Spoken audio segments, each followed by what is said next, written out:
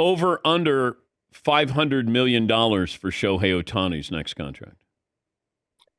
Oh, he's going over that. He's going to break every record by a mile. I think Juan Soto has a chance to get extended before Ohtani gets his next deal. I think Soto will get the biggest contract ever, and then I think Ohtani will top that. Because again, Dan, we've never seen anybody like this. But does he get two salaries, Tim?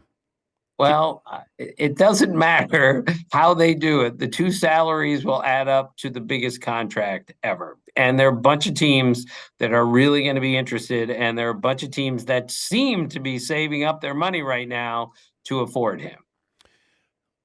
Can the Angels afford him?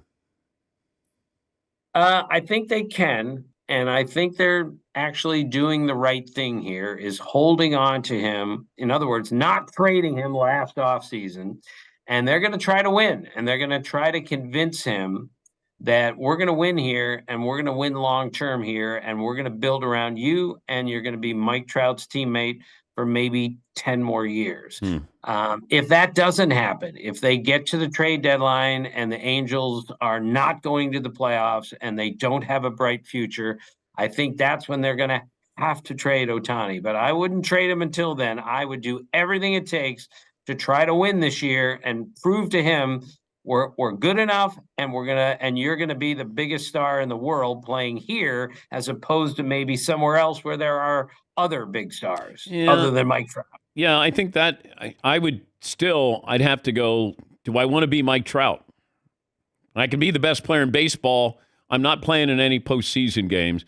Why would he have confidence in the Angels organization, considering what has happened with Mike Trout?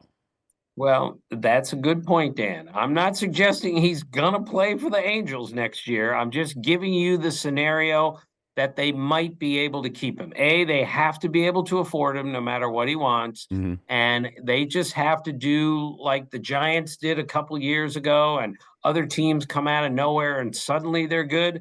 That has to happen for the Angels to keep Ohtani. I think that's the only way. Otherwise, he's going to go to a team where he can win. Who wouldn't want to do that?